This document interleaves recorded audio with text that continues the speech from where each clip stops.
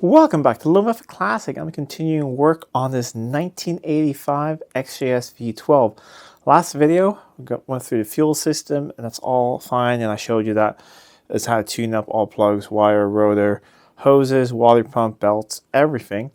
But just chasing some of the last things before we can go back on the road, and that's electrical gremlins. Usually not actually a big issue. People say British Electrics, they don't work. Well, usually not. Usually everything just comes to life. However, at some point this car was stored in the damp environment. It sat for 32 years and there's been some oxidation and things. I've cleaned up the fuse panel, got everything working from there now. However, I still don't have any instrumentation. Well, I have some of it. I have a rev counter, I have a speedo, and I have a temperature gauge. And I have the warning lights, but no oil pressure gauge and no fuel gauge. I do have the low fuel light and no voltage gauge. So I thought it'd be a simple thing of just, cleaning some connections. However, it turned into being like actual broken components inside a cluster, which is really, really rare. That oxidation's gotten so bad. And it's odd because other parts of the car are completely fine. It take apart another connector, it looks brand new, put it back together, and some parts have just fared better than others. So I thought this would actually be interesting because we've never gone through an XJS cluster. So I have one taken apart, the one for this car, and I have a spare one taken apart, one of them where I'm going to rob some parts from. And while working, I realized, well, this would make a fun video. So let me show you guys what's going on. Up here on the bench, we have, this is a cluster out of the car. This is one of my spare clusters. I'm actually going to use just a tiny part of this cluster to fix one of my own cars. However, this being a low mileage car, we want to keep the cluster, of course. So temperature gauge is the left one, that works. That is the oil pressure, and that is fuel. And then this was the voltage. Completely dead. How it works is on the back, I'll show you that in a little bit, it's a membrane sort of circuit board, and ins and outputs, and then it goes through screws which go onto contact areas on here. So I saw this, that it was all corroded and everything was gone. So I figured, okay, well, that's an issue we're going to have to solve. However, even when I put straight voltage onto here, or here, or here, or anything on here, this won't move at all. But let me show you what happens when I put voltage on a spare one. Let's see. Can you guys see the needle right there? It's not that clear, but hopefully you can see how that moves up right away. This battery is a little low, so it's going to go up to maybe like 11 volts or something. So definitely that works. I've also tested the traces on here. So for instance, this is what it looks like. Here are the 2 points for the voltage gauge, that being the negative, that being the positive. So negative there, positive there, and I've checked and I have connections. So theoretically, if I put that part back in here and we hook up voltage on there, we should see that move up in the cluster. So it just slides down into here. Then there are these little clips. We'll put those in later. We'll slide it in and then use the screws. It needs to be difficult to do something one-handed once you're filming. But it goes in like that. We'll put in those screws, connect up some voltage, and see if it moves.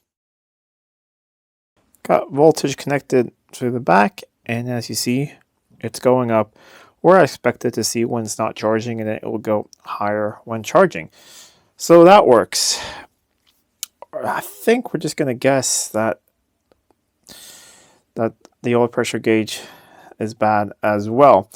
What I did do off camera is my spare gauge set here, which is for a newer car, so also it's a US one, doesn't matter. But when I plugged this one in, all the gauges worked. So I know the center gauges are good on here. So let us remove fuel pressure gauge.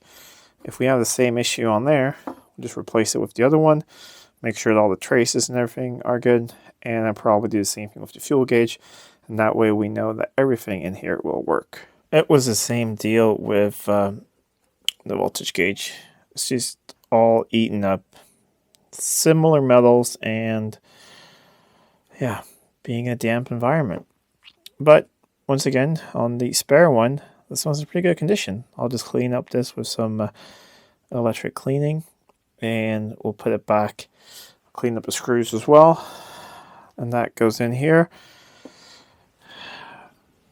I think we might as well pull all of them just to make sure that they're, even though the temperature gauge does work, just make sure that it won't stop working in a couple weeks or so.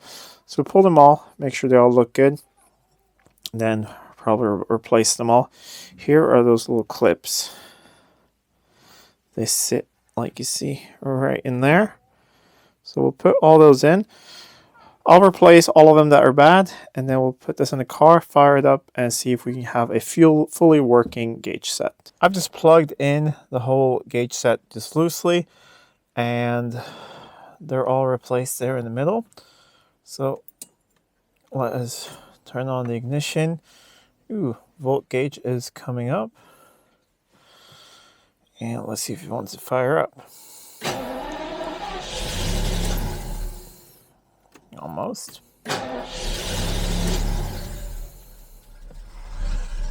Oh, come on, it needs a little bit of throttle.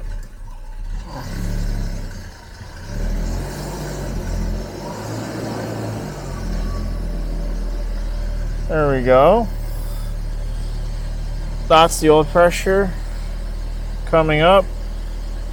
It is pretty low on fuel, so it makes sense that the fuel gauge is at the bottom. But it is coming up to charge.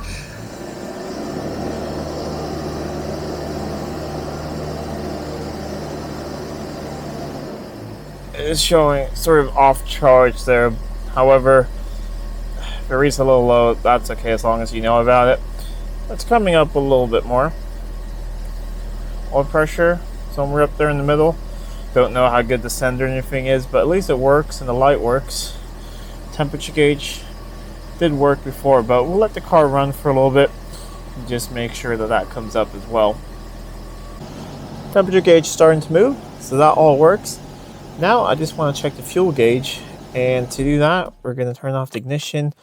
I'm not sure, remove the fuel sender, move it into the maximum position, and just see if that moves. I have the fuel sender jammed in the max position. That way we can test the sender, the gauge, the wiring, everything at once. Look at that. It's moving.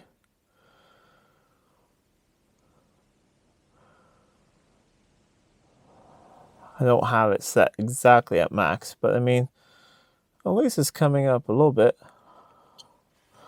Good. All that seems to be working. Now we can just take this off the car again, put the covers and everything back on. I'm going to check the bulbs, and then was ready to be fully installed into the car. Binnacle is completely in place, and all is working as it should. So that's a good fix. And that is it for this episode. Hope you guys enjoyed having a look inside the instrument binnacle of an XJS.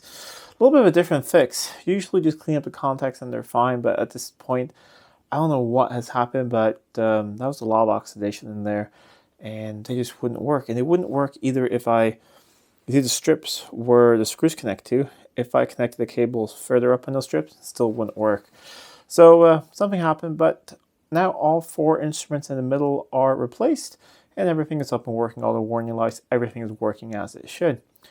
Next time you'll see this car, hopefully we'll be out test driving it and going to get inspected. It's just bleeding the brakes left, and I think it's parking lights up front, the position lights. That's it. Otherwise, it's ready to go. Got the wipers working, washers, everything is working on the car. So that's really good. Anyways, if you like this video, please give it a thumbs up and share it with friends. If you're not already subscribed to the channel, do please subscribe to the channel. It really does help out a lot. Until next time, I'm Adam. This is Live With Classic. I'll see you soon.